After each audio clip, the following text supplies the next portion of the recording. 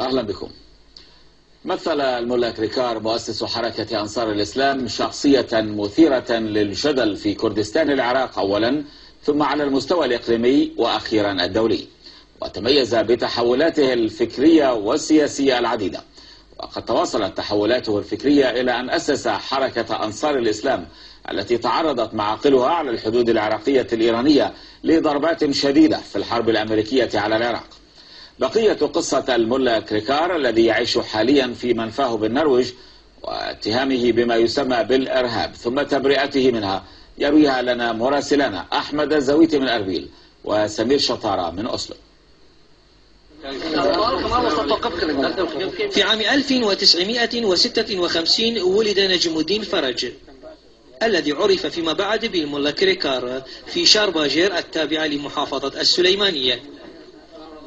في بداياته حمل نجم الدين الأفكار القومية، لكنه ما لبث وأن تراجع عنها في جامعة صلاح الدين في أربيل بداية ثمانينيات القرن الماضي. الدكتور محمد البازياني خصص جزءا من رسالته للماجستير بعنوان مستقبل الحركة الإسلامية في كردستان العراق عن شخصية الملا كريكار ويصفها بالكاريزمية. تأثر في البداية بأفكار الشهيد حسن البنا، ومن ثم بشخصية سيد قطب. تغيرت شخصية الملا كريكار الإخوانية بعد ذهابه إلى بيشاور في باكستان متأثرا بالجهاد الأفغاني ضد الاحتلال السوفيتي، فتبنى الفكر الجهادي وعاد به إلى كردستان العراق ليلتحق بالحركة الإسلامية في كردستان نهاية ثمانينيات القرن الماضي. اتصفت شخصية كريكار بتغييرات كثيرة بين محاولة المواجهة مع الآخر ومحاولة التعايش، لكن اقتباس بعض الآيات من القرآن الكريم والتي تحث على الجهاد كانت ترافق خطابه حتى في أهدأ مراحله. إنما وليكم الله ورسوله والذين آمنوا يا أيها الذين آمنوا قاتلوا الذين يلونكم من الكفار وليجدوا فيكم غلظة. من بيشمركة في الحركة الكردية في السبعينيات إلى المدرسة الإخوانية في بداية الثمانينيات، فالجهادية في نهايتها، ثم قياديا في الحركة الإسلامية المسلحة في كردستان العراق. هي قصة ملا كريكار الذي انتهى به المطاف في النرويج، وبين تهم بالإرهاب توجه له وبراءة منها يعيش كريكار قصة تبحث لها عن نهاية. بقية قصة كريكار مع زميلنا سمير شطارة في النرويج. نعم أخي أحمد، من هنا في النرويج سنكمل قصة رجل لم تنتهي معاناته ومعاركه الفكرية التي خاضها في شمال العراق، حيث بدأت مواجهات جديدة وانتقل من المعارك المحلية إلى فتح جبهات دولية.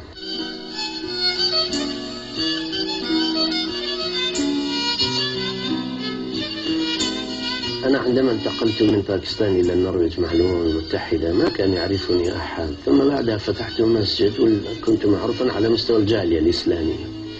إلى عام 98 ما كان اسمي لدى المخابرات من الأسماء التي تتابع. بعد أحداث نيروبي ودار السلام وهدم السفارتين اسمي ورد إلى المخابرات النرويجية. بعد أحداث سبتمبر كان أشد بالتأكيد وأنا في سبتمبر 2001 ما كنت أريد أكون في أوروبا، أردت أن أعود إلى مناطقنا، فذهبت إلى السفارة الإيرانية، كان علي شيء فكنت ماخذ فيزا مرارا.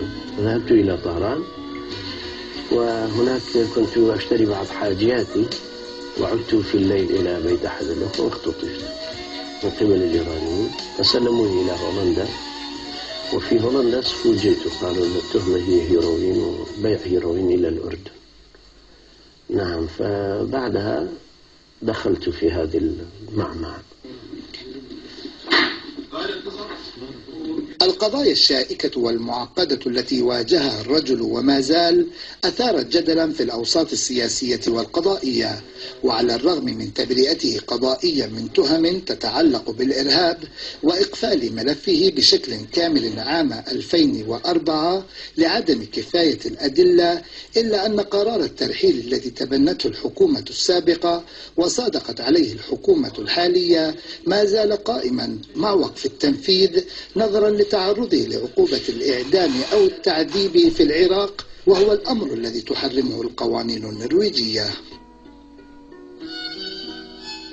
صرت رغم أنفي رقما في صراع دولي، ذاك يأخذني ذاك يبعدني، أدخل في الانتخابات اسمي ذاك يعارض، ذاك أشد معارضة، ذاك يقول أطرده، ذاك يقول أطرده مع العقوبة، وهكذا أصبح دمي مفرقا بين القبائل. وحققت معي أكثر من 10 مخابرات، مرتين الأمريكان، الألمان، الفرنسيين، الهولنديين، النرويجيين، ومباشرة الفنلنديين والإسبان والبريطانيين، وأكثر من 400 إلى 500 ساعة تحقيق متواصلة، وعلى قضايا أكثر من 30 تهمة، وكلها أخرج مرفوع الرأس موفور الكرامة وبيد راية العقيدة والتوحيد بفضل الله عز وجل.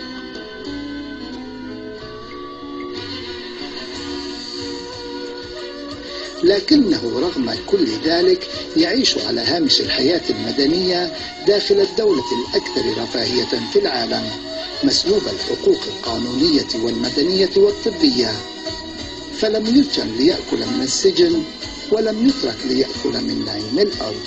وحقوقي مداسة من قبل الجميع، وأنا الآن في 54 من العمر، وفي كل أوروبا بعد 50 لابد أن يكون عندك حقوق صحية إجبارية على الدول، وليس لي عندي حتى هذه الحقوق، لا حق الإقامة ولا الحياة ولا العيش ولا الخروج ولا شيء.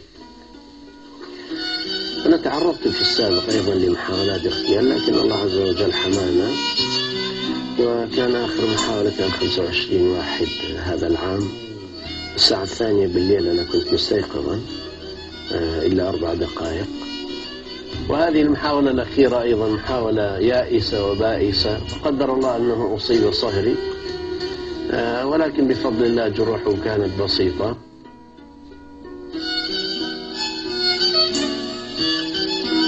حتى آخر لحظة بقي الملا كريكار محافظا على تفاؤله وهدوئه، ويقضي وقته في الإفتاء والتأليف والكتابة، ويتحدث مع المئات ممن يقتنع بأفكاره عبر الإنترنت. سمير شطارة، الجزيرة، أوسلو.